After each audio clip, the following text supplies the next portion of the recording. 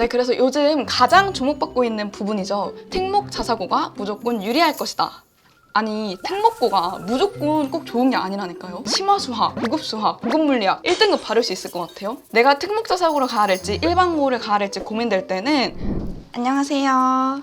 이번 주부터 본격적으로 고등학교 선택이 시작되었습니다. 지금 학생들, 학부모님들 모두 고등학교를 고르느라 굉장히 머리가 아프실 텐데요. 지금 고등학교에 고교학점제라는 키워드가 많이 나오고 있잖아요. 고교학점제 도입에 앞서서 우리가 어떻게 고등학교를 선택해야 되는지 같이 한번 간단히 알아보도록 하겠습니다. 고교학점제란 학생의 진로 적성에 맞추어 다양한 교과목을 선택 및 이수하고 누적 학점 기준에 도달하면 졸업을 받는 그런 제도입니다. 여태까지는 출석만 잘하면 누구나 졸업을 할 수 있었잖아요. 이제부터는 그렇지 않습니다. 내가 아무리 출석을 열심히 했어도 가만히 앉아만 있었다면 졸업을 하지 못하는 시대가 시작되었습니다. 누적 학점을 채우기 위해서는 3가지 조건을 충족시켜야 되는데요. 첫 번째로는 이제 출석을 3분의 2 이상 해야 합니다. 요거는 꼭 해야겠죠, 우리 친구들. 두 번째로는 학업 성취율이 40% 이상이라는 기준이 있는데요. 이 40%의 기준은 이 과목을 수강했으면 최소한 이 정도는 알아야지 하는 최소 기준이라고 합니다. 학업 성취율에 도달을 못하거나 출석 기준을 맞추지 못해서 미이수가 뜨게 되면 방과 후나 방학 때 따로 나와서 보충을 들어야 하고요. 보충을 들어서 미이수 과목을 이수로 바꿀 수 있게 됩니다. 이렇게 이수 학점이 192학점 이상이 되면은 우리 친구들 모두 고등학교를 졸업할 수 있습니다. 이렇게 고교학점제의 총 흐름에 대해 알아봤는데요. 이 고교학점제를 앞두고 흔히 하는 착각 3가지를 같이 짚어보려고 해요. 이 3가지에 무엇이 있고 또 우리가 절대 착각하면 안 되는 부분들을 같이 살펴보겠습니다. 흔히 하는 착각 첫 번째, 선택에 한계가 있기 때문에 선택에 의미가 크게 없을 것이다.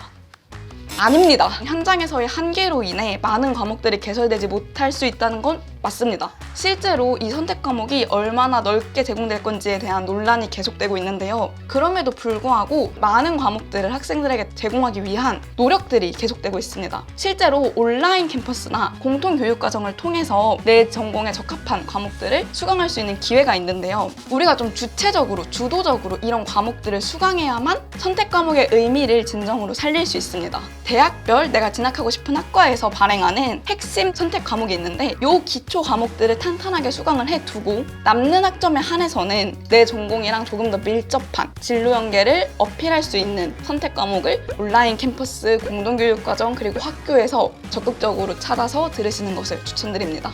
그래서 이 공동교육과정이라는 것이 무엇이냐 하면 우리 지역 여러 학교에서 한 과목을 개설해서 함께 들을 수 있는 말 그대로 공동으로 교육하는 교육과정인데요. 서울에서는 콜라캠퍼스, 경남에서는 경남참 등 여러 지역에서 다양한 제도가 실시되고 있습니다.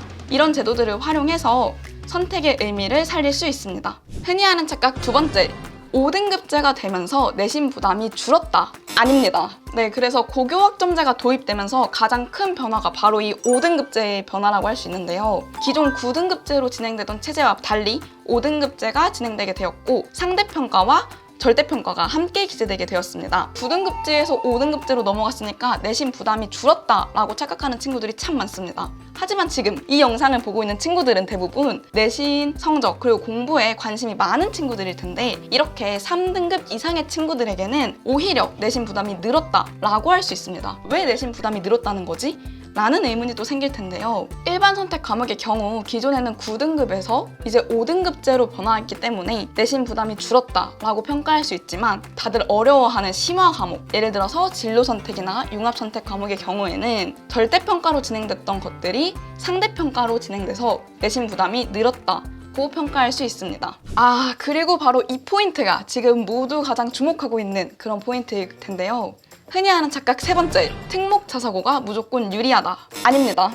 5등급제? 그럼 내신 따기 쉬우니까 특목 자사고가 더 유리한 거 아니야? 하지만 여러분, 단순하게 그렇게 생각하면 안 됩니다. 내가 특목 자사고를 가야 할지 일반고를 가야 할지 고민될 때는 냉정하게 나를 한번 생각해 봅시다. 내가 과연 특목 자사고 가서 1, 2등급 받을 수 있을까?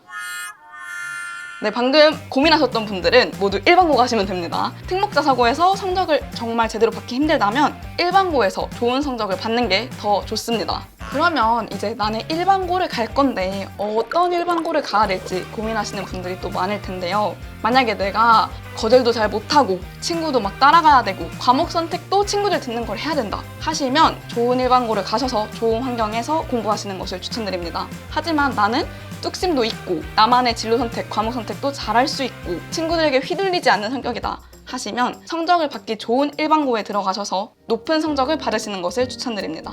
네, 이렇게 오늘은 고교학점제가 무엇인지 그리고 관련해서 흔히 하는 착각 3가지를 알아봤는데요. 학생의 성향과 학업 역량을 고려해서 고등학교 선택 전략을 잘 세우시길 바랍니다. 추가로 고교학점제 도입과 관련해서 궁금하신 부분이 있다면 댓글로 많이 달아주세요. 감사합니다.